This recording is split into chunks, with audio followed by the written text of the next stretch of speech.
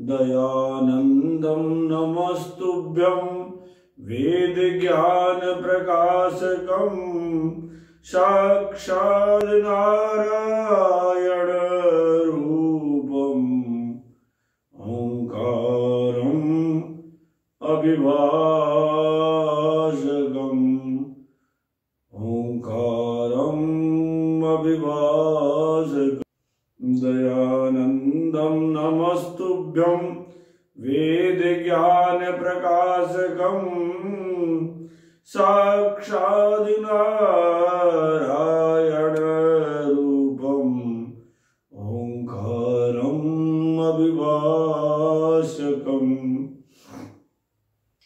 दयानंदं नमस्तुभ्यं गोरक्षनाथाय नमो नमः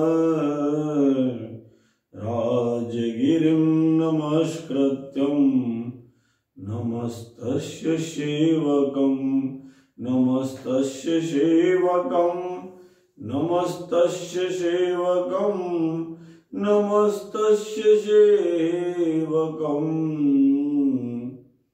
नमस्तस्य सेवकम्।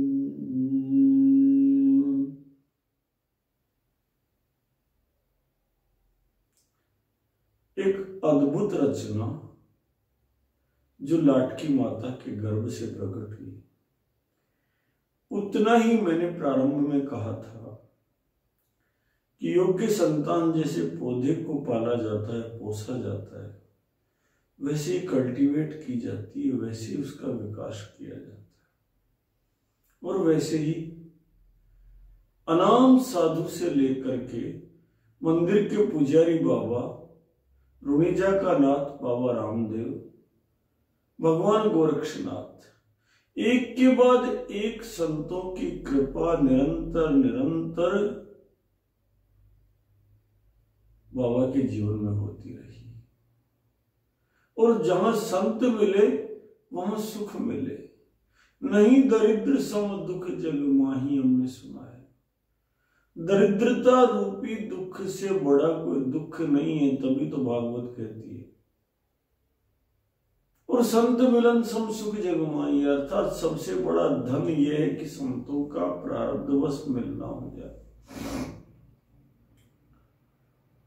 दारिद्र दुख ज्वर दाहितानां माया पिशाची परिमर्दितानां। दारिद्र दुख ज्वर माया पिशाची परिमर्दितानां। दारिद्र रूपी दुख से, माया पिशाची से ग्रसित लोगों को बचाने के लिए भागवत प्रगर्जना करती है, गर्जना करती है, सिंहनाद करती है और कहती है मेरी शरण में आ जाओ, मुक्ति मिल जाएगी। क्योंकि भागवत भगवान का रूप है। और वो मिलना क्या है?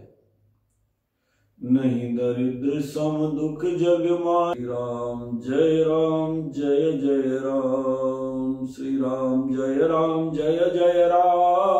श्री राम जय जय राम, श्री राम जय जय राम।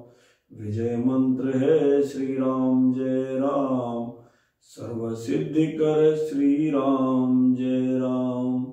दुर्गा सप्तशती है श्री राम, देवी कवच है राजा राम। श्री राम जय जय राम, श्री राम जय जय राम। नहीं दरिद्र सम दुख जग माही, संत मिलन सम सुख जग माही। नहीं दरिद्र सम दुख जग माही। दरिद्रता से बड़ा कोई दुख नहीं है। अब दरिद्रता क्या है? संतों का अभाव जीवन में होना ही दरिद्रता है। संत कौन है? संत हृदय नवनीत समाना, कहा कबिन पर कहे न जाना। निज परिताप द्रवहि नवनीता, पर दुख द्रवहि संत सुपुनीता, पर दुख द्रवहि संत सुपुनीता। संत कौन है? ऐसे मनुष्य, उनका वेश कैसा है, यह महत्वपूर्ण भी है और अधिक महत्वपूर्ण नहीं भी है।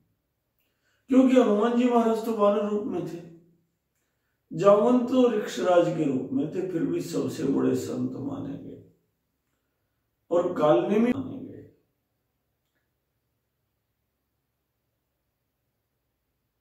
रावण संत रूप में थे, बनकर गए थे जगत जननी जानकी के पास, लेकिन फिर भी नहीं माने गए। ये संसार की विचित्र गति है। इसलिए हमें अपने आसपास देखना चाहिए। हमारी माता, हमारे पिता, हमारा समाज, हमारे गांव के पुजारी बाबा, धूनी पे बैठे हुए कोई जो भोपा जी है वो, ये सब इनमें हमें संत तत्व मिल जाता है। हमारे आसपास जो बड़े सहज भाव से, बड़े सहज भाव से कहीं हनुमान चालीसा सिखा रहे हैं, कहीं राम जप करा रहे हैं, कहीं छोटे छोटे धर्म के स्थान खड़े कर रहे हैं, वे सब के सब संत तत्व लिए हुए, जो दूसरों के दुख में हृदय से शामिल हो जाते हैं, वे सारे संत हैं। पर दुख द्रवहि संत सुपुनीता। तुलना करते हैं, कहते हैं कि संत का हृदय नवनीत मक्खन जैसा होता है, लेकिन फिर कहते हैं ना, मक्खन जैसा भी नहीं होता बाबा, गलत तुलना हो गई। क्योंकि मक्खन तो अपनी गर्मी से पिघलता है, पर संत तो पराये दुख से पिघल जाते हैं। इसलिए संत हृदय नवनीत समाना। संत हृदय नवनीत समाना, कहा कभी न पर कहे न जाना, निज परिताप द्रवहि नवनीता, पर दुख द्रवहि संत सुपुनीता। निज परिताप द्रवहि नवनीता, पर दुख द्रवहि संत सुपुनीता। निज परिताप द्रवहि नवनीता, पर दुख द्रवहि संत सुपुनीता।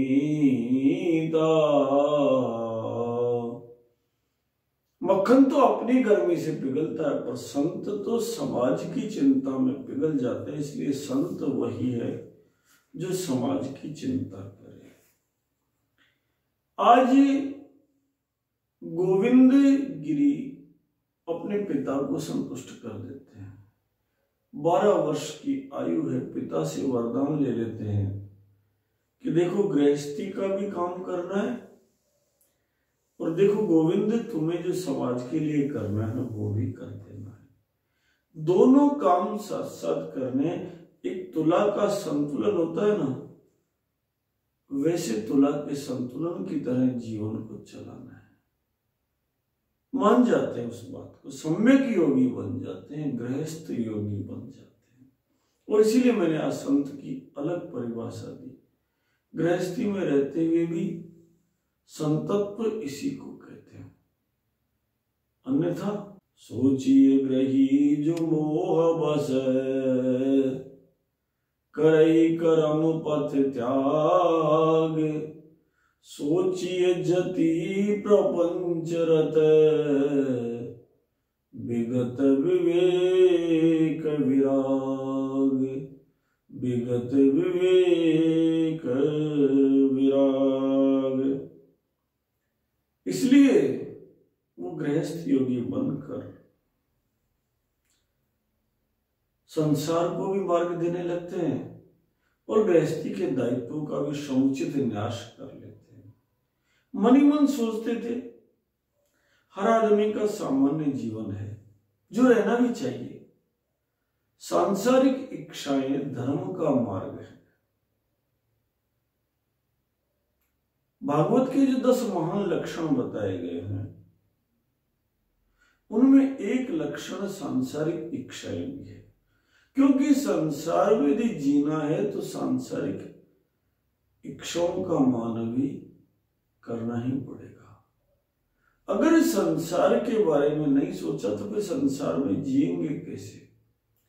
इसलिए ये भी होना चाहिए, नारायण का ध्यान भी होना चाहिए और साथ में सांसारिक इच्छाओं का भी, दायित्वों का भी सम्मान होना चाहिए।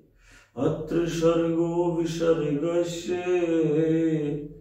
स्थानं पोषणं ते मनवंतरे शानुकथा निरोधो मुक्तिराश्रय। इसलिए 10 महालक्षण भागवत के लिए गए।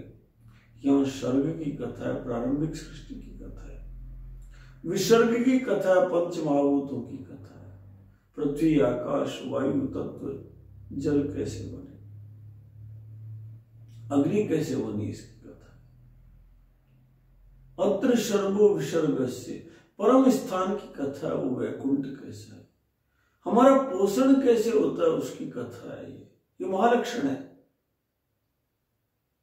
हम चिंता करते हैं ना, सुबह कमाएंगे, शाम को कमाएंगे, रोटी खाएंगे, नहीं कमाएंगे तो कैसे का पार पड़ेगी। लेकिन भगवान तो गर्भ में भी रोटी देता है ना। गर्भवास में जो माता के पेट में रोजाना भोजन की थाली पहुंच जाता है, जो एक जगह खड़े हुए वृक्षों को 15 करोड़ किलोमीटर दूर बैठे हुए सूर्य को आदिशित करके भोजन पहुंच जाता है, वो ठाकुर अद्वितीय है। अजगर करे न चाकरी, पंछी करे न काम, दास मलुका कह गए सबके दाता राम। एक जगह दादू महाराज कहते हैं, बहुत पवित्र बात कहते हैं, अहमदाबाद से निकले थे पंडित जी महाराज। दादू दुनिया बावली, सोच करे क्यों गेली, रोटी देसी राम जी, सूरज उगिया पेली। काम करया बिन कोनी दे राम जी आंधा, लाल पड़ी मैदान में क्यों तू खावे दांदा। खा लिया सो तो खा लिया मूर्ख, अब तो चेत, अब पछताए होते क्या जब चिड़िया चुग गई खेत। अरे चुग गई तो चुग जाने दो, राखो हरि से हेत, वो प्रभु दीन दयाल है फिर निप जावे खेत। इतना अगाध विश्वास होना चाहिए, यही संतत्व है, यही दादू महाराज की कथा है। और यही धारणा उनकी बनती जा रही थी कि वो प्रभु दीन दयाल है फिर निप जावे खेत। हमें तो भजना सुन लागे मीरा मीठी रे, मेवाड़ी राणा भजना सुन लागे मीरा मीठी। केवल भजन गाओ, मस्ती करो, बाकी काम तो ठाकुर जी करेंगे। एक बार गाय की पूंछ पकड़ लो तो उसके बाद तो वैतरणी पार करोगे करोगे, इसमें कौन सी शंका रह जाएगी। सर्वे नश्यन्ति ब्रह्मांडे प्रभवन्ति पुनः पुनः न मे भक्ता प्रणश्यन्ति निशंकाश्च निशंक निरापद होकर चलो, कहीं कोई डर नहीं। ब्रह्मांड में सब कुछ नष्ट होगा फिर प्रकट होगा, लेकिन नारायण के भक्त कभी नष्ट नहीं होंगे। इसलिए गोविंद बाबा सोचते हैं कि माथा पच्ची नहीं करनी बाबा, जो काम करना है वो मगन होकर करना है, निष्पाप मन से करना है, आनंद के साथ करना है। हमें तो गुण गोविंद के गाने हैं तो गाने हैं, आनंद से गाने, बाकी तो ठाकुर जी जाने और ठाकुर जी का काम जाने। तेरा तुझको अर्पण क्या लागे मेरा। उनकी प्रज्ञा शक्ति से समाज से बहुत आगे थी और इसीलिए उस सूक्ष्म दृष्टि से जहां नारायण तत्व का अवलोकन कर रहे थे, वहीं समाज का अवलोकन कर रहे थे, जो निष्कपट होने के बावजूद निष्कर्मण्य को प्राप्त हो गया था। कर्मण्यवाधिकारस्तु मा फलेषु कदाचन मा कर्म फले दुर्भुर्म मातु संगोस्तव कर्मणि। गीता के इस 4 स्तंभ के चौपाई मजबूत आधार को भूल चुका था। और दूसरी तरफ अंग्रेज हाकिम क्या कर रहे थे, बहुत बड़े अत्याचार रोजाना कानून बना बना कर रहे थे। वे विचार करते कि जल्द ही इन बुरेटियों का भूतपना किससे मिटेगा। भगवान का एक निष्कलंक अवतार धरती पर आएगा, क्योंकि जब जब भी धर्म की हानि हुई है, जब जब होए धर्म की हानि, जब जब धर्म की हानि हुई और असुर बढ़े हैं, तब तब नारायण का प्राकट्य अवश्य हुआ। इसलिए निष्कलंक अवतार आएगा और इन बुरेटिया भूतों को दंडित करेगा। अत्याचार भी बढ़ते जा रहे थे। अंग्रेजी राज प्रजा पर अधिकाधिक करारोपण करने में लगा हुआ था। हमारे लिए सब पूजनीय थे, सबके सब रुद्राष्टाध्यायी के शंकर थे, चाहे वो वृक्ष हो, चाहे वो पशु हो, चाहे वो वन हो, चाहे वो धरती हो, और सबका एक संतुलन समाज ने बना रखा था। बहुत मुश्किलों से कोई पेड़ काटता था, बहुत डरा डरा सा। रवि पुख्य नक्षत्र आता तब बिल्लू की जड़ लेता, गुरु पुख्य आता तब केले की जड़ लेता। इतना सावधानी से मूर्त के साथ हाथ जोड़ता, प्रार्थना करता। ज्यादा आवश्यकता भी नहीं थी ना, छोटे छोटे झोपड़े थे, छड़ी से ही काम चल जाता था, दरवाजा लगाने की आवश्यकता ही नहीं थी। लेकिन ब्रिटानिया गवर्नमेंट ने क्या किया, सारे सागवान को विशाल पैमाने पर काटने की व्यवस्था कर दी बड़े बड़े ठेकेदारों के लिए। जिस समय गोविंद गिरी 12 वर्ष के भी नहीं हुए थे तब की बातें हैं। अंग्रेजी सरकार ने 1864 अंग्रेजी वर्ष में भारतीय वन उपज को राष्ट्रीय संपदा घोषित कर दिया और साथ में डॉक्टर फ्रांसिस ब्रांडिस को पहला वन महानिरीक्षक बनाकर अनेक अनेक अफसर जंगल में बिठा दिए और सारी की सारी वन उपज को लंदन पहुंचाने का मार्ग प्रशस्त हुआ। आंग्ल वर्ष 1865 में पहली बार भारतीय वन अधिनियम लागू हुआ, जिसके उपरांत भारतीयों का स्थानीय निवासियों का वन पर अधिकार समाप्त हो गया। वन देवी का हर घटक उनकी पूजा का भाग था, उसकी रक्षा करना उनका मूल उद्देश्य था। लेकिन वो सारे के सारी चीजें उन्हें लगा ये तो एकदम हमारे हाथ में ही नहीं रहा। बोले वाले वासिंदों की स्थायी दुर्दशा तय हो गई। अगर एक छड़ी भी काटी तो बहुत कठोर दंड मिलने लग गया। जंगल के नए अपराध तय हुए, अपराधों को परिभाषित किया गया, उनको रोकने के लिए वन संरक्षक बने, उपवन संरक्षक बने, सहायक वन संरक्षक बने और एक अधिकारियों का बड़ा तंत्र बन गया। और उस तंत्र के द्वारा प्रजा के लिए जो समझती ही नहीं थी कि सामान्य रूप से जो वन से साचर्य था उसमें एकदम ये परिवर्तन कैसे आया। 1 इंच जमीन वन की उनके अधिकार क्षेत्र में नहीं बची, एक वृक्ष नहीं, वृक्ष की टहनी उनके अधिकार में नहीं बची। अब पक्षी का कलरव, भंवरे की गुंजायमान, ये कैसे अधिकार में बची।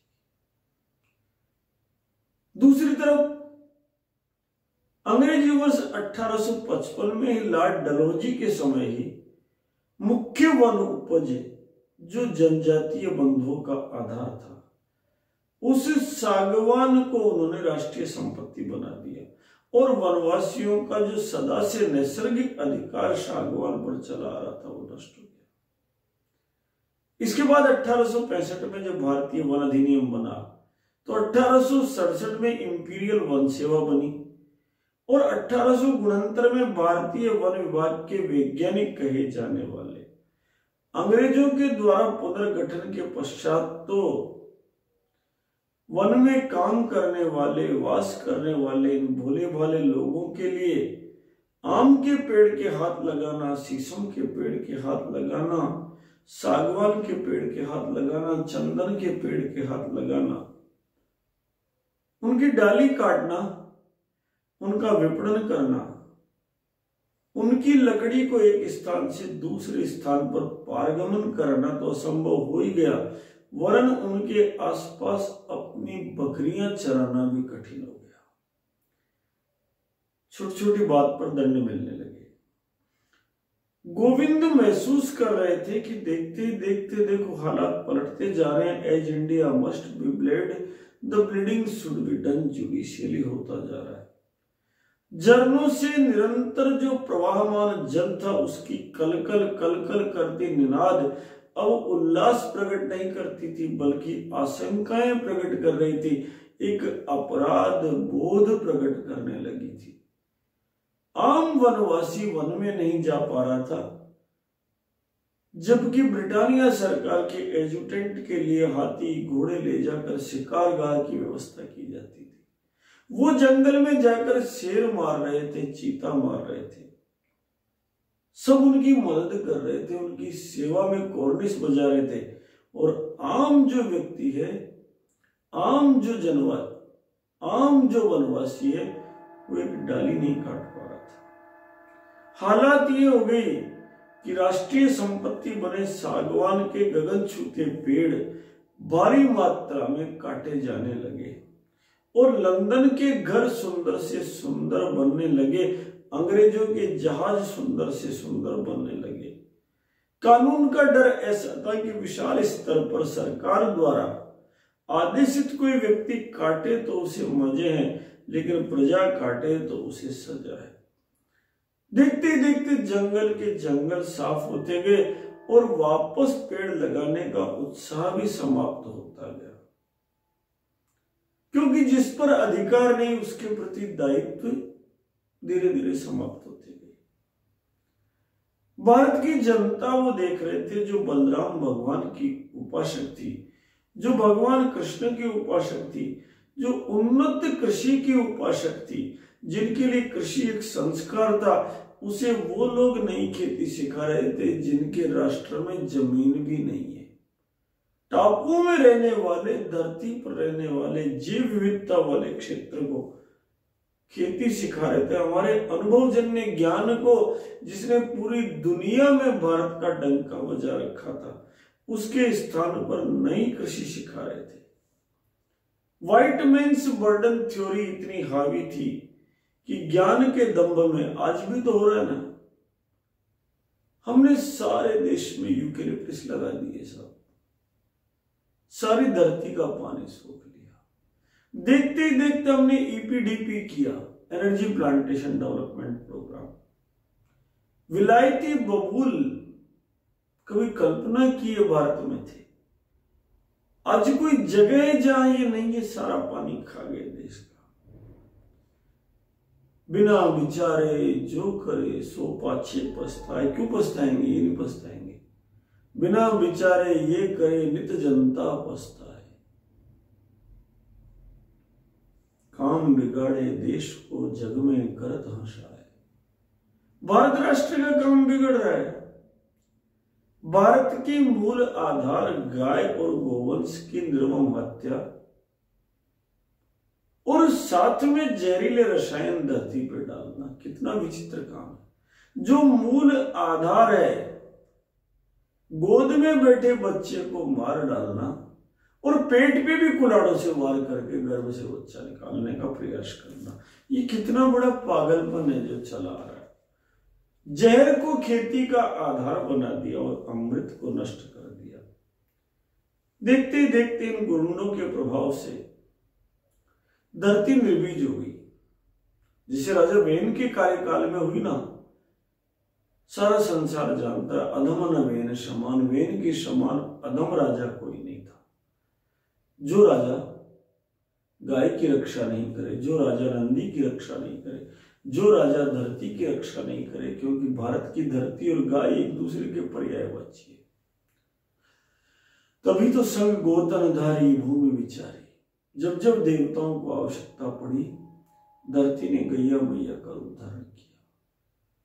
और जो राजा इनके प्रति ध्यान नहीं दे, निश्चित रूप से गाय कटे जब देश में मिटे राज की रेख। सस्य श्यामला धरती निर्बीज होने लगी। अंधाधुंध वनों के नाश से वर्षांत में कमी हो गई। जिस भारत में नित्य वर्षा होती थी, नित नई खेती होती थी, भांति भांति की उपज होती थी, वहां अकाल पड़ने लगे। और दूसरी तरफ बुरेटिया भूतों ने, 10 नंबरी दोस्तों ने जागीरदारों के शरीर में प्रवेश करके पिशाच की तरह भोग खाना प्रारंभ कर दिया। अकाल पड़े चाहे दुकाल पड़े चाहे महाकाल पड़े, कर में कमी नहीं आनी चाहिए। लूटो लूटो लूटो, जितना लूट सकते हो लूट लो। अंग्रेजी वर्ष 1880 तक इस वन उपज के तथाकथित रेगुलेशन के कारण, इस गाय और गोवंश की अवज्ञा के कारण, खेती के बिना समझे नए प्रयोगों के कारण, जैसे वो कथा आती है ना कि माली ने बंदरों के हाथ में खेत दे दिया, उन्होंने पानी तो दिया पौधे में, पर एक एक पेड़ को जड़ से उखाड़ कर पानी में डुबोया, सारे पेड़ नष्ट कर दिए। वैसे ही भारत में जहां कभी अकाल नहीं पड़ता था, शशि संपन्न सदा रहे धरनी, भारत की धरती तो लहलाती थी। मेरे देश की धरती सोना उगले उगले हीरे मोती थी। वहां आंग्ल वर्ष 1880 तक छोटे बड़े 12 अकाल उस जमाने में पड़ गए। अन्न का अभाव हो गया, रो पड़ी जगत में चारों तरफ त्राहिमाम मच गया। आपको अंदाज जब छपने काल आया था, संवत 56 का काल, रो पड़ी थी जनता, छपने काल फिर मत आज हमारी दुनिया में। गोविंद गिरी इन सब चीजों को गहराई से देख रहे थे, युवा अवस्था को प्राप्त हो चुके थे। वो देख रहे थे सबसे बड़ा अकाल का कारण तो ब्रिटानिया कानून है। ये 12 मासी बुखार की तरह ना सर्दी देखता है, ना गर्मी देखता है, ना बरसात देखता है, ना दिन देखता है, ना रात देखता है। सब कुछ तन मन आत्मा को तोड़े जा रहा है, सबको बिल्कुल जिंदा लाशें बनाता जा रहा है। ये कानून नित्य नए अनाचार, नित्य नए अत्याचार, इनसे ये अंग्रेज तो मालामाल हो रहे हैं। इनके लिए तो मजबूत से मजबूत जहाजी बेड़े बन रहे हैं, क्योंकि निरंतर वन में से सागवान कट रहा है। लंदन में इनके बंगले तो चकाचक हो गए, लेकिन भारत भूमि में प्रकृति का संतुलन बिगड़ गया, जिससे बदल चले गए, बादल चले गए, और राज तो राजी था पर राम रूठ गया। और इसलिए संवत 1925 अंग्रेजी शासन की जो तारीख पेशी, नई तारीख दी थी, उसका ईस्वी सन 1868, संवत 1926 ईस्वी शासन की दी हुई तारीख का ईस्वी संवत 1869 में भीषण अकाल पड़े। इस जमाने में मेवाड़ पर महाराणा शंभू सिंह का समय था। वो देख रहे थे कि जहां गांवों में पहले मानसून का स्थायी क्रम था, मौसम का नियत क्रम था कि श्रावण आते ही बरसात आनी है, वहां अब अकाल स्थायी नियति बनता जा रहा है। किसान को खेती नष्ट हो गई, वाणिज्य को व्यापार नष्ट हो गया, और मजदूर को मजदूरी का अभाव हो गया। और वहीं संकट के समय सहारा देने वाले राज का हाथ दिखना ही बंद हो गया। गांव गांव में, घर घर में रोज अर्थियां उठ रही थी, प्रजा भूख के मारे बेहाल थी, और गुरुंडों के राजकोष में निरंतर वृद्धि हो रही थी। दुखद स्थिति ये थी।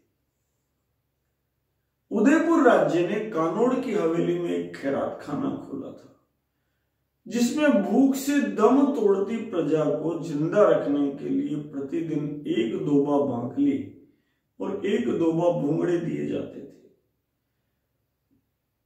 प्रजा इसके लिए कतार लगाए खड़ी रहती थी। जो समृद्ध थे उन्हें सड़क पर ला दिया। उसके बावजूद अकेले उदयपुर शहर में उस समय भूख के कारण प्रतिदिन 200 जिंदा आदमी मुर्दों में बदल जाते थे। पूरा शहर शमशान बन गया था।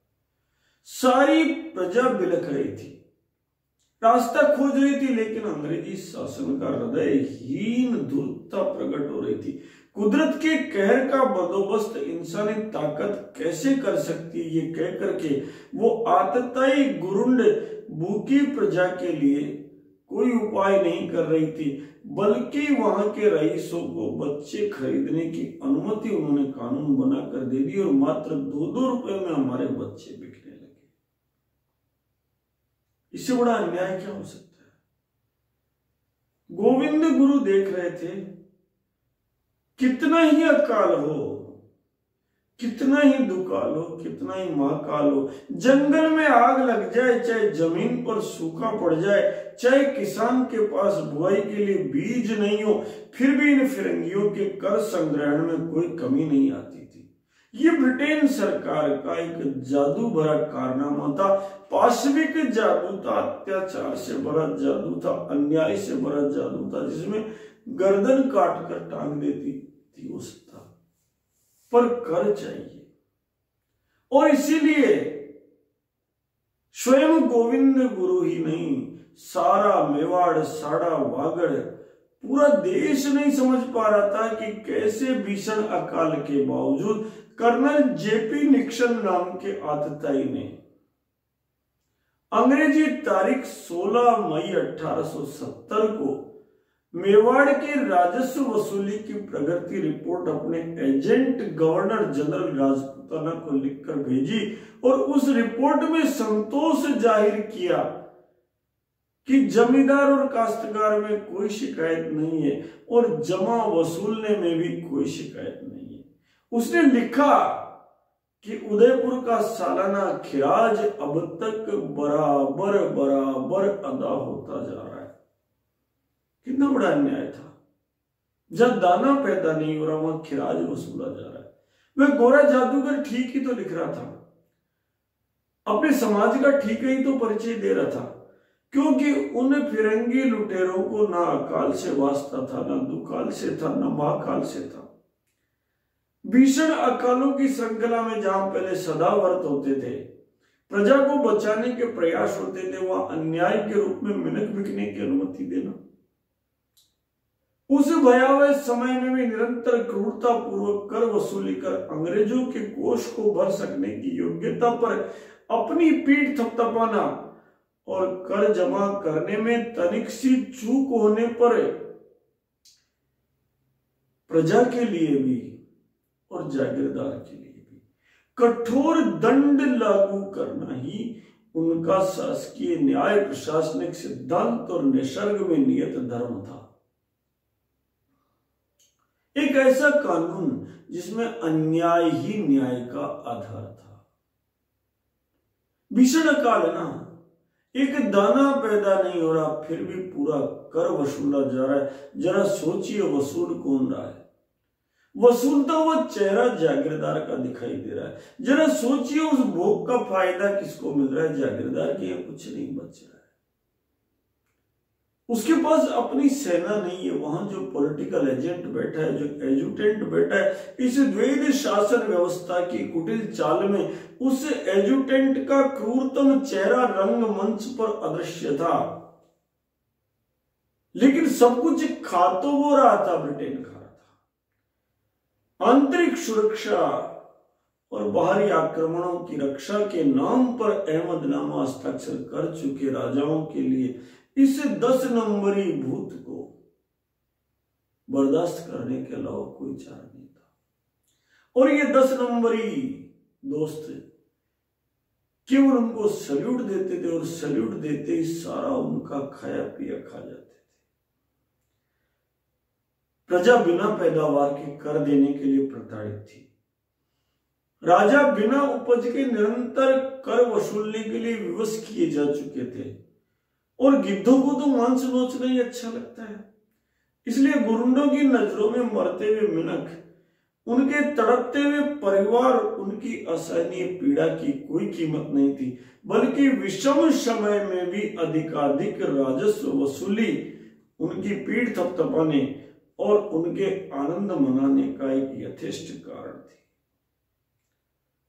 प्रजा को अधिकाधिक अन्न उपजाने की आवश्यकता थी, लेकिन गुरुंडों को अधिकाधिक अफीम बेचने की आवश्यकता थी। इसलिए पूरे क्षेत्र में नीमच से लेकर प्रतापगढ़ तक, निम्बाहेड़ा तक, छोटी सादड़ी तक, बेगू तक, रावत भाटा तक, जावदा निमड़ी तक, इस पूरे के पूरे क्षेत्र में पारसोली तक,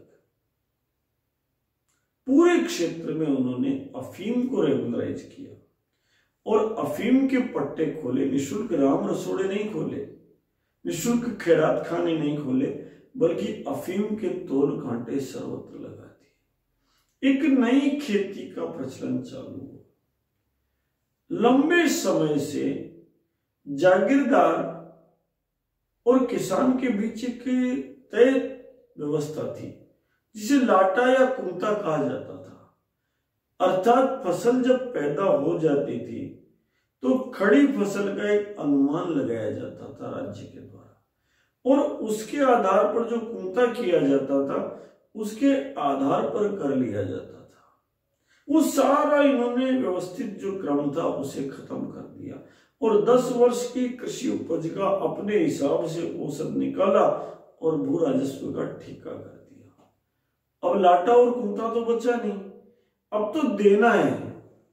कैसे भी दो, पैदा हुआ तो दो, नहीं हुआ तो दो, गर्दन कटा के दो, बच्चे बेच कर दो, लेकिन देना तो पड़ेगा, क्योंकि एज पर ला ये देना जरूरी है। स्थानीय राजा और जागीरदार भी क्या करें, तय समय पर उसे तो खिराज देना ही है, चाहे वो साहूकारों से कर्जा लेकर चुकाए, चाहे किसानों का गला काटे, कुछ भी करे, अंग्रेजी कोष पे उसे खिराज जमा कराना है, क्योंकि कानून का पालन तो सबके लिए अनिवार्य था। सब कानून तो कानून है ना।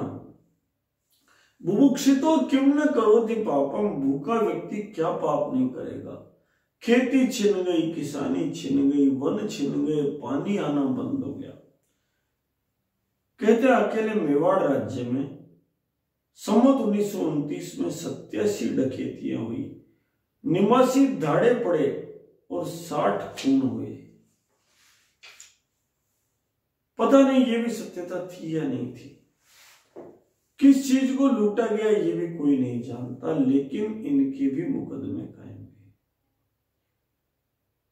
और ब्रिटानिया फौज ने इसका भी बहुत कठोर बंदोबस्त किया। लोग करा उठे। इन्हीं चीजों को लेकर उन्होंने सारी की सारी अनेक धर्म प्राण वनवासी बंधुओं को उन्होंने आश्विन कृष्ण 13 संवत 1928 तदनुसार 12 अक्टूबर 1871 के दिन एक काले दिन के रूप में ऐसा काम कर दिया जिसकी कल्पना नहीं कर सकते। सारी की सारी जातियों को आपराधिक घोषित कर दिया। आपराधिक जनजाति अधिनियम 1871 पर हस्ताक्षर गवर्नर जनरल ने कर दिए। और थ्योरी क्या ली, सिद्धांत क्या लिया। जेम्स फिटजेम्स नाम का एक अंग्रेजी अफसर आया, उसने कहा कि सुनो, इन विशेष वर्गों में उत्पन्न होने वाले सारे पुरुष पेशेवर अपराधी होंगे, इसलिए इन सबको एक सूची बनाइए, वो मजिस्ट्रेट के समक्ष हाजिरी दे, थानेदार के समक्ष हाजिरी दे। अब ये जब गति हो गई तो रोज पुलिस के डंडे खाने, रोज थाने जाना, मतलब जो अन्याय नहीं कर सकते थे वो अन्याय उन्होंने किए। उसके बाद फिर क्या किया उन्होंने, विरोध नहीं हो इसलिए हथियार गिनना शुरू कर दिया, घर घर को हथियार विहीन कर दिया। भारतीय शस्त्र अधिनियम ऐसा बनाया कि कोई हथियार नहीं रख सकता, और देखते ही देखते सारों के हथियार छीन लिए गए। सदियों से जो लोग डूंगरपुर, बांसवाड़ा, पालनपुर, ईडर, सिरोही, प्रतापगढ़ आदि रियासतों में आनंद से रह रहे थे, आनंद से बजा रहे थे अपने वाद्य यंत्र, वो सब के सब घबरा गए। अंग्रेजी कानून के इतने कपोल कल्पित डर फैला दिए कि वो घबरा गए। ना उनका नैसर्गिक अधिकार पहाड़ी की टेकरी पर रहा, ना झोपड़ी पर रहा, ना वन की उपज पर रहा, ना मस्ती पर रहा, ना प्रकृति पर रहा, ना परिवार पर रहा। सब कुछ ये जो मिनख या तो किलकारी बना बनाकर एक दूसरे को, किलकारी को सेतु बना बनाकर एक दूसरे से सटे हुए थे, समूह में रहते थे और फला कहलाते थे। अनेक फला मिलकर पाल कहलाते थे। पाल का मुखिया गमेती कहलाता था, और सबको यह पता था कि एक व्यवस्थित क्रम समाज का बना हुआ था। उस सारे क्रम को इन्होंने तोड़ दिया, और जिस समय प्रजा बहुत परेशान थी उसी समय रात ताई उन्हें अंग्रेजी तारीख 1 जनवरी 1877 के दिन उस काले दिन का आगाज किया जब महारानी विक्टोरिया को केसरी हिंद की उपाधि को जगजाहिर करने के लिए बहुत वैभवशाली आयोजन किया गया। उस 1 जनवरी 1857 के दिन सोमवार था, माघ का महीना था, कृष्ण पक्ष था, द्वितीय तिथि थी और भारतीय संवत्सर का संवत 1833 था। प्रातःकाल 6 बजे दिल्ली के अंदर एक दरबार सजा हुआ था जिसमें सारे राजे महाराजे, राय बहादुर, अमीर, राव सब उस दरवाजे पर खड़े थे और भीतर सजे हुए पंडाल में उस महारानी विक्टोरिया को केसरी हिंद की उपाधि दी जा रही थी और एक अंग्रेज अफसर रास्ता रोके खड़ा था और प्रवेशकर्ता से अपना अपना विशिष्ट टिकट देखकर, परिचय देखकर प्रवेश करा रहा था। भीषण अकाल के समय यह नया साल जनवरी और फरवरी इस कैलेंडर में नहीं था, जिसमें अंग्रेज क्या उदारता दे रहे थे। किसी को सम्मानित करके राव बहादुर कह रहे थे, किसी को राव साहिब कह रहे थे, किसी को राय कह रहे थे, किसी को सरदार बहादुर कह रहे थे, किसी को नवाब कह रहे थे, किसी को खान बहादुर कह रहे थे, किसी को दीवान बहादुर कह रहे थे, किसी को दीवान कह रहे थे, किसी को ऑनरेरी असिस्टेंट कमिश्नर आदि कह रहे थे। और समारोह का समापन किसी भगवान के जयकारे से नहीं हुआ, बल्कि अंग्रेजी जय घोष हुर्रा हुर्रा से समापन हो गया। उससे तो केसरी हिंद की उपाधि मिल गई, पर भारत को खिताब में अधिकृत रूप से गुलामी मिली। इसलिए जब भी हम कोई हैप्पी न्यू ईयर की पंचायत करें ना, हमने विचार कर लेना चाहिए ना, हमें विचार करना चाहिए कि ये हैप्पी न्यू ईयर क्या है। प्रतिवर्ष विचार करने से पहले ये तो विचार करें इस दिन भारत गुलाम घोषित हुआ था। ना तो उत्तरी गोलार्ध में ना दक्षिणी गोलार्ध में कोई मौसम पलटता है, ना ही कोई ऐसी बेला आती है कि जिसमें कोई परिवर्तन होता है। उसके बावजूद फिर एक बात और विचार करें, हमारे प्रथम प्रधानमंत्री परम श्रद्धेय पंडित जवाहरलाल नेहरू के समय अनेक अनेक राष्ट्रीय प्रतीक घोषित किए गए, जिसमें राष्ट्रगीत, राष्ट्रीय पक्षी, राष्ट्रीय ध्वज, राष्ट्रीय पुष्प, राष्ट्रीय पेड़ और राष्ट्रगान सहित राष्ट्रीय कैलेंडर का निर्धारण किया गया। इनका प्रचार करना, इनको धारण करना, ये भी तो गौरव की चीजें, हमारा कर्तव्य है। भारत का सौभाग्य ही तो है कि सर्वोत्तम कैलेंडर की गणना जब पूरी दुनिया में की गई तो राजकीय व्यवस्था का अविच्छिन्न भाग भारतीय पंचांग को माना गया। और ये गणना ज्योतिष के पंडितों ने नहीं की।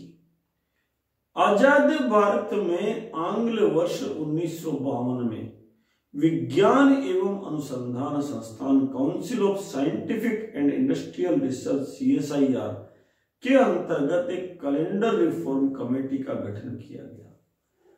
उक्त कमेटी ने उस जमाने में उपलब्ध 30 से अधिक कालगणना के विशेष कैलेंडरों का विशद अध्ययन किया और अध्ययन करने के बाद यह तय उन्हें करना था, develop an astronomical ephemeris and natural as well as accurate calendar based on scientific research and astronomical data for meteorological department of government of India। शुद्ध विज्ञान के आधार पर डाटा तैयार करना था। और उक्त कमेटी की अध्यक्षता किसने की? एस्ट्रोफिजिक्स के सुप्रसिद्ध वैज्ञानिक श्री मेघनाथ साहा अध्यक्ष बने। और उसमें शामिल कौन है? मूर्धन्य वैज्ञानिक शामिल हुए, श्री AC बनर्जी, श्री KK दफ्तरी, श्री JS करंदीकर, श्री गोरख प्रसाद, श्री RV वैद्य, श्री NC लाहिरी शामिल हुए। मेघनाथ साहा की इस कमेटी ने जब अपनी रिपोर्ट प्रस्तुत की आंग्ल वर्ष 1955 में, तब भारत के राष्ट्रीय पंचांग को सर्वोत्तम पंचांग धरती पर मानते हुए इसे कालगणना के लिए राष्ट्रीय प्रतीक के रूप में सम्मानित किया गया। और उस समय हमारे लिए गर्व का विषय है कि हमारे प्रथम प्रधानमंत्री आदरणीय जवाहरलाल नेहरू जी ने लिखा, the different calendars represent past political division in the country. Now that we have attained independence, it is obviously desirable that there should be a certain uniformity in the calendar for our civic, social and other purposes. And this should be done on a scientific approach to this problem.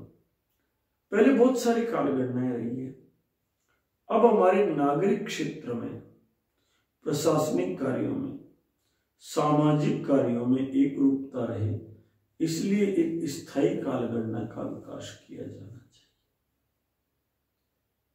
ये जो सर्वोत्तम कालगणना, जो राष्ट्रीय प्रतीक है, आज भी हमारे जीवन में तो है।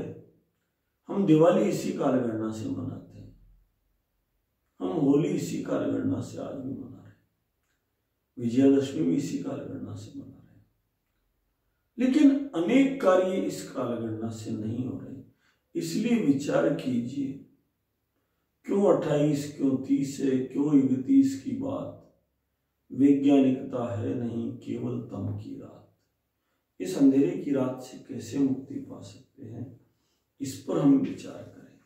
ये जो विषम समय था, इस विषम समय में ऐसी जब हालात थी, चारों तरफ गोविंद गिरी का अन्वेषण जारी था, और उस अन्वेषण के साथ जब रास्ता नहीं मिल रहा था, चारों तरफ अन्याय दिख रहा था, तो उन्होंने बांसिया बेड़सा में हनुमान जी महाराज के प्राचीन मंदिर पर माथा टिकाया और हनुमान जी महाराज की आराधना करके आगे चल दिए। ओम हनुमंता पेलवंता तेल सिंदूर चढ़ंता, आगे पांव धरंता, जिसे आवे उसे मार मार करंता। हनुमान वीर तुम्हारा शब्द आगे चलंता, घट की रक्षा करंता, घट भीतर की रक्षा करंता। डाकिनी साकिनी भूत पलीत सांप सलेड़ों को सवा मण का ताड़ा जड़ंता। दसेक माने पासे ब्रह्मा आदम गुरु नमंता, आदम गुरु नमंता।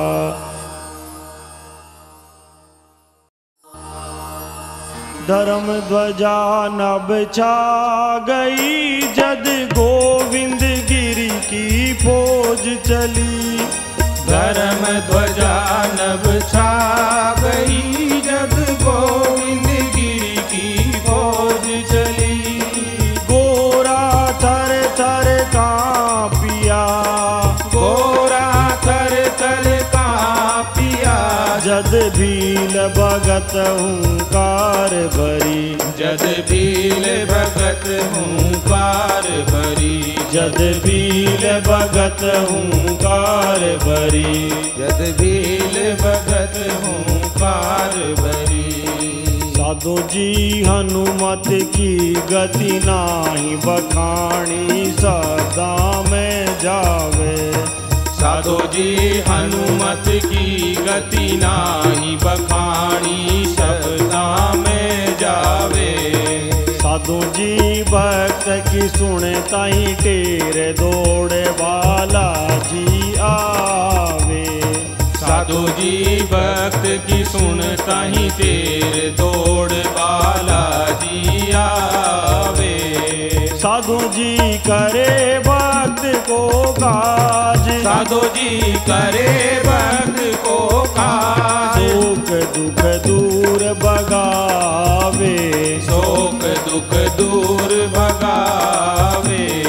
साधु जी रोम रोम में राम धरा पर राम राज ल्यावे। ओ साधु जी रोम रोम में राम धरा पर राम राज लावे। महाशंभु अवतार प्रभु महावीर बलवान, महाशंभु अवतार प्रभु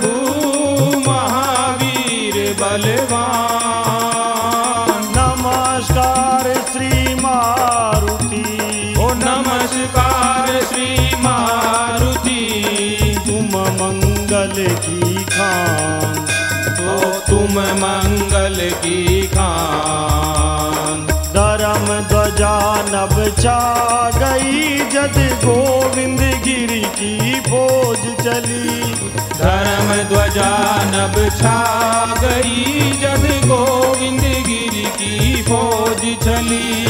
गोरा थर थर कांपिया, गोरा थर थर कांपिया, जद भील भगत हुंकार भरी। जद भील भगत हुंकार भरी, जद भील भगत हुंकार भरी, जद भील भगत हुंकार भरी, जद भील भगत हुंकार भरी। आराधना ओम हनुमंता पेलवंता तेल सिंदूर सड़नता, आगे पाँव धरनता जिसे आवे उसे मार मार करनता।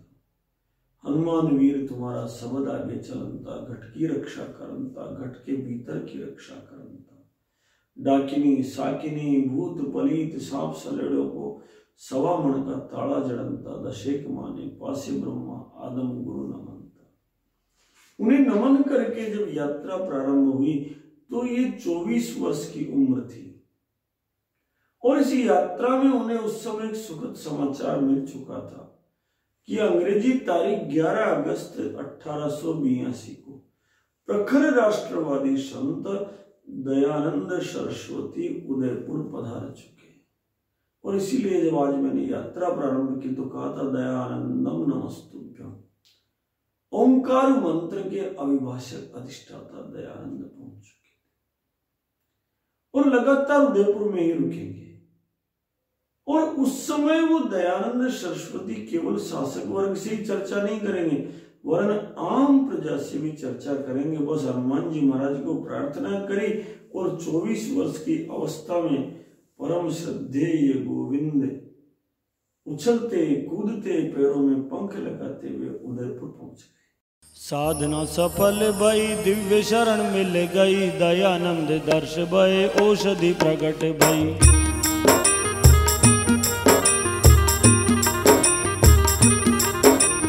चरण पकड़ लिए पीड़ा प्रगटाई दई, आंसुओं की धारा ने मन की पुकार गई।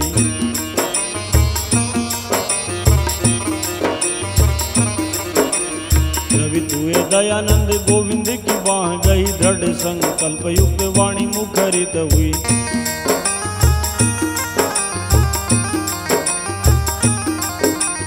उठो वत्स दैन छोड़ो अहर निश्चय ओम जपो, वही होगा चाहोगे जो कुछ दिन और तपो।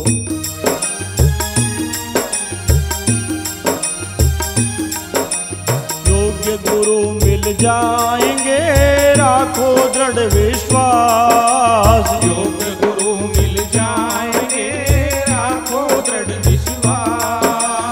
हरक गए गोविंद गिरी, हरक गए गोविंद गिरी। सुनिए आशीर्वाद, सुनिए आशीर्वाद। धर्म ध्वजा नभ छा गई जद गोविंद गिरि की फौज चली। धर्म ध्वजा नभ छा गई जद गोविंद गिरि की फौज चली। गोरा थर थर कांपिया, गोरा थर थर कांपिया, जद भील भगत हुंकार भरी। जद भील भगत हुंकार भरी, जद भील भगत हुंकार भरी। जद भील भगत हुंकार भरी, जद भील भगत हुंकार भरी। उस शहर में पहुंच गए जो पहले ही सुरभित था खुशबू से, आज दयानंद महाराज की चर्चा से और खुशबू से दमक रहा था। और वहां जाकर उनके दर्शन की लालसा में भागे जा रहे थे जिन्होंने एक सिंहनाद किया था आर्यावर्त आर्यावर्तियों के लिए। आर्य भूमि केवल आर्यों के लिए होगी। और इस सिंहनाद के साथ उन्होंने कहा वेदों की ओर लौटो, पूर्ण ज्ञान की तरफ लौटाने का प्रयास कर रहे थे। सब जानते थे कि प्रथम स्वाधीनता समर के लिए भी दयानंद सरस्वती का ही प्रयास सार्थक सिद्ध हुआ था। इससे पहले महाकुंभ का आयोजन था। महाकुंभ ऐसे ही तो होते थे हमारे यहाँ, जहां धर्म की चर्चा होती थी, राष्ट्र रक्षा की चर्चा होती थी। विचार करो गौरक्षा की चर्चा होनी चाहिए ना। सौभाग्य रहा है प्रयागराज के महाकुंभ में भागवत कथा देने का सौभाग्य रहा, संतों से चर्चा करने का अवसर भी मिला, निवेदन भी किया। महाकुंभ अमृत घट है ये, इस अमृत घट में चर्चा कामधेनु की ही होनी चाहिए और सार्थक चर्चा होनी चाहिए। इतने संत, इतने अनुयायी, इतना बड़ा समाज, हमें किसकी आवश्यकता है? केवल मन की आवश्यकता है। अगर मन खड़ा हो जाए, पर गाय गले में नहीं रहे, गाय हृदय में आ जाए, गाय जीवन में आ जाए तो आनंद आ जाए। सब जानते थे, गोविंद गिरी भी जानते थे कि उस समय स्वामी जी महाराज ने हरिद्वार में जब महाकुंभ था, महासमर से पहले, तब से कुछ समय पहले उन्होंने आबू से लेकर हरिद्वार तक की पदयात्रा की थी। देशवासियों की व्यथा को महसूस किया था और इन अंग्रेजों को मूल पीड़ा का कारण मानकर हरिद्वार में उन्होंने क्रांतिवीर बाबू कुंवर सिंह, तात्या टोपे, बाला साहब, नाना साहेब से गंभीर मंत्रणा की और इससे चर्चा करके उन्होंने ही प्रथम स्वाधीनता समर की क्रांति का दिन तय किया था और संदेश पहुंचाने के लिए रोटी को आधार बनाया, कमल को आधार बनाया और ये सारी योजना उन्हीं के सानिध्य में चली थी। जन जन की जुबान पर यह बात थी कि इस योजना को कार्य रूप देने के लिए उन्होंने ही सन्यासियों में क्रांति की अलग जगाने के लिए मेहरुनी स्थित योग माया के मंदिर को प्रधान केंद्र बनाया था और स्वामी दयानंद सरस्वती ने ही आशीर्वाद देकर इन 5 पंचों को निश्चित दायित्व के साथ पूरे भारत में भिजवा दिया था और कहा था कि सुनो, क्रांति की राह में ढेर सारे प्राण आहुत होंगे, पर भारत में भारतीयता स्थापित हो जाएगी, भारत भारतीयों के हाथ में आ जाएगा। इतने सुंदर, इतना दृढ़ संकल्प, स्थापित राज्य सत्ता का कोई सहयोग नहीं। स्वामी दयानंद का जीवन बताता है कि हमें राज्य सत्ता की तरफ नजरें उठाकर लालायित दृष्टि से देखने की आवश्यकता नहीं। केवल 5 वीर बाबू कुंवर सिंह जैसे मनुष्य मिल जाए तो पूरे राष्ट्र में गौ रक्षा संभव है, पूरे राष्ट्र में नंदी रक्षा संभव है। केवल ये धारण करना ही जीवन का सबसे बड़ा आधार है। युवा गोविंद का मन है, स्वामी जी की कीर्ति, उनकी निर्भीकता और वैदिक जीवन पद्धति के प्रति उनके समर्थन से पुलकित हो उठा था। मनचाही मुराद मिल गई थी। वो दौड़कर उनके पास पहुंचे और जब पहुंचे तो साधना सफल हो गई। गोविंद गिरी को लगा जन्म जन्मांतर के पुण्य उदय हो गए। दर्शन की लालसा सामीप्य पाकर शरणागति में पलट गई, दंडवत प्रणाम किया और साथ ही वो सारी व्यथा फूट गई जो अब तक हम चर्चा कर रहे थे। सहानुभूति पाकर लावा बह निकला, अविरल अश्रुधारा बह चली और सब कुछ पीड़ा इन आतताई गुरुंडों की प्रकट कर डाली। योग्य व्यक्ति को पाकर, योग्य पात्र को पाकर स्वामी दयानंद भी प्रसन्न हो गए। थपकाते हुए बोले कि सुनो गोविंद, राष्ट्र चेतना, राष्ट्रीय गौरव और राष्ट्रीय संस्कारों को इस समय ग्रहण लग चुका है। ये काल का प्रभाव है। ये तन के गोरे लोग नित नए कानून बना बनाकर, काले कानून बनाकर हमें लूट रहे हैं और हम सब बटे हुए हैं और वेदों का मार्ग भूलकर शक्तिहीन भी होते जा रहे। कोई गायत्री नहीं जप रहा, कोई त्रयंबकम नहीं जप रहा, शिखा सूत्र भूल गए बस। अरे वत्स, मेरा जन्म मोरबी रियासत में एक विप्र परिवार में अंग्रेजी वर्ष 1824 में हुआ। बचपन में ही भगवत प्रेरणा से मैंने सत्य का अनुसंधान करने के लिए घर छोड़ दिया और जिस रास्ते को मैंने चुना था वो बड़ा कठिन रास्ता था। मैं पावन नगरी मथुरा में पहुंचा तो मुझे मार्ग मिला। वहां पर मुझे स्वामी विरजानंद जी महाराज की कृपा प्राप्त हुई और उस श्रेष्ठ गुरु द्वारा मुझे वेद, वेदांग, पतंजलि, योग, पाणिनि के व्याकरण आदि का गहन अध्ययन कराया गया। वत्स, मेरे गुरु विरजानंद जी महाराज क्रांति दृष्टा थे, युग पुरुष थे और मंगलकारी संत थे। विद्या अध्ययन पूर्ण कराने के बाद उन्होंने गुरु दक्षिणा में यही मांगा कि बेटा गौरवशाली आर्य भूमि नारायण के श्वास स्वरूप ज्ञान के परम स्तोत्र और समस्त विद्याओं के मूल आधार वेदों को भूलती जा रही है और ये हमारे विभाजन का, हमारी कमजोरी का कारण बनता जा रहा है। इसलिए शास्त्रों को पुष्ट करो, समाज में फैली कुरीतियों का नाश करो। यही मेरी गुरु दक्षिणा है। गोविंद मेरे गुरु वाक्यों को ब्रह्म वाक्य मान लिया और अपनी लोक मंगलकारी जीवन यात्रा को, उनकी दक्षिणा को जीवन पर्यंत चुकाने के लिए तय कर लिया।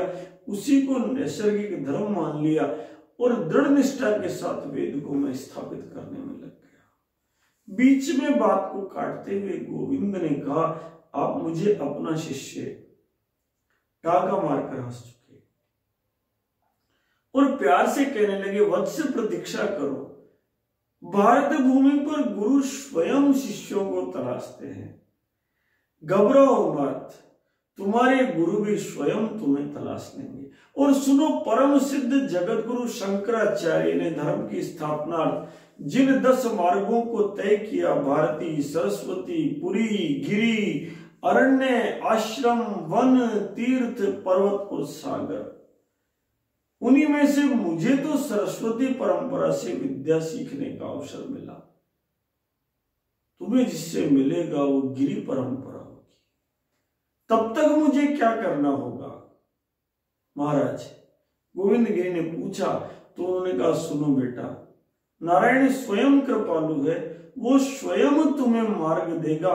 केवल जीव का भाव एक होना चाहिए, आर्त भाव से नारायण को पुकारते रहो और साथ में उस नारायण की ज्योति को धारण करके अगम अगाध अनंत और अपरिमित परमात्मा की शक्ति को महसूस करते हुए बजरंग बली की तरह निर्भय होकर सिंहनाद करते रहो। हे वत्से, समय शीघ्र आ रहा है जब तुम्हें तुम्हारे सतगुरु का दर्शन होगा और ये साक्षात्कार अभिजीत नक्षत्र में धर्मभूमि कुरुक्षेत्र में तीर्थ स्थान के समान फलदायी होगा।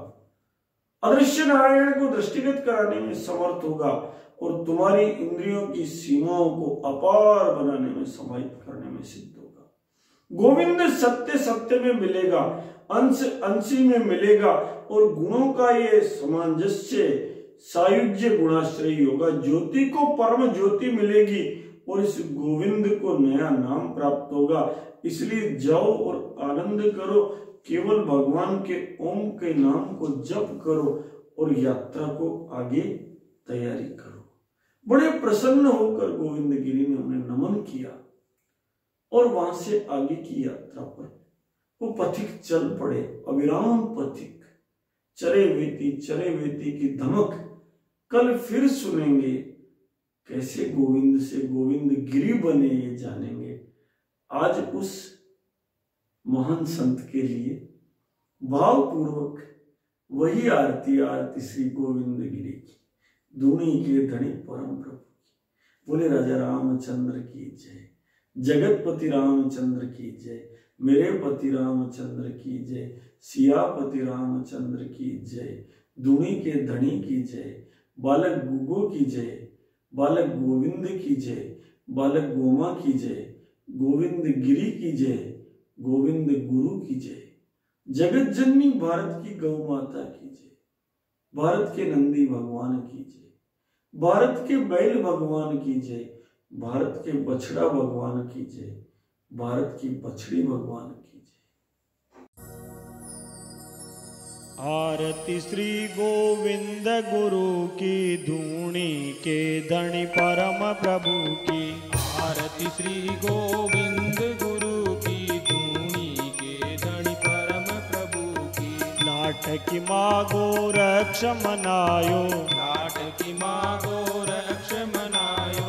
गौ भक्त बेटो घर पायो, गो भक्त बेटो घर पायो। चंद्रकला समवृद्धि पायो, चंद्रकला समवृद्धि पायो। बिछड़ गेर घर आनंद छायो, बिछड़ गेर घर आनंद छायो। आरती श्री गोविंद गोविंद गुरु की धूनी के धनी परम प्रभु की। आरती श्री गोविंद गुरु की धूनी के धनी परम प्रभु की। दयानंद से शिक्षा पायो, दयानंद से शिक्षा पायो, राजगिरी से दीक्षा पायो, राजगिरी से दीक्षा पायो। योग सिद्धि प्रभुता प्रगटायो, योग सिद्धि प्रभुता प्रगटायो। पील धरा में भक्ति जगायो, पील धरा में भक्ति जगायो। आरती श्री गोविंद गुरु की धूनी के धनी परम प्रभु की। आरती श्री गोविंद गुरु की धूनी के धनी परम प्रभु की। अंग्रेजों की चाल पिछाणी, अंग्रेजों की चाल पिछाणी, बूढ़ा भूत की करी निशानी, बूढ़ा भूत की करी निशानी। गोरा गो हत्यारा जानी, गोरा गो हत्यारा जानी, जन्मे नाम गुरुंड बखानी, जन्मे नाम गुरुंड बखानी। आरती श्री गोविंद गुरु की धूनी के धनी परम प्रभु की। आरती श्री गोविंद गुरु की धूनी के धनी परम प्रभु की। पूजा मना में जोत जलाई, यमुना में जोत जलाई, घर घर जाकर अलख जगाई, घर घर जाकर अलग जगाई। संप सभा की राह बताई, संप सभा की राह बताई, धर्म की ध्वजा चांद तक छाई। धर्म की ध्वजा चांद तक छाई। आरती श्री गोविंद गुरु की धूनी के धनी परम प्रभु की। आरती श्री गोविंद गुरु की धूनी के धनी परम प्रभु की। काल ठोक ललकार लगाई, काल ठोक ललकार लगाई, दिल्ली और लंदन थर्राई, दिल्ली और लंदन थर्राई। अंग्रेजा की नींद उड़ाई, अंग्रेजा की नींद उड़ाई, राष्ट्र प्रेम की धार चलाई। राष्ट्र प्रेम की धार चलाई। आरती श्री गोविंद गुरु की धूनी के धनी परम प्रभु की। आरती श्री गोविंद गुरु की धूनी के धनी परम प्रभु की।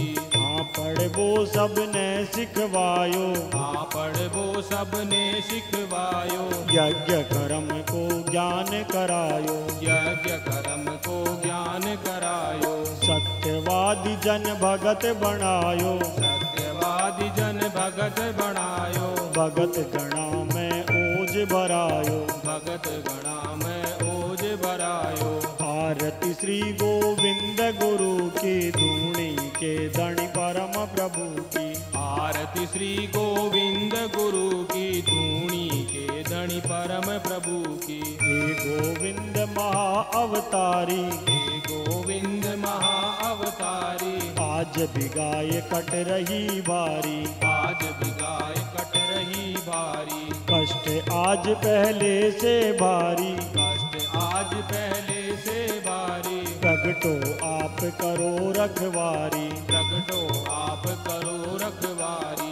आरती श्री गोविंद गुरु की धूनी के धनी परम प्रभु की। आरती श्री गोविंद गुरु की धूनी के धनी परम प्रभु की। आरती श्री गोविंद गुरु की धूनी के धनी परम प्रभु की। आरती श्री गोविंद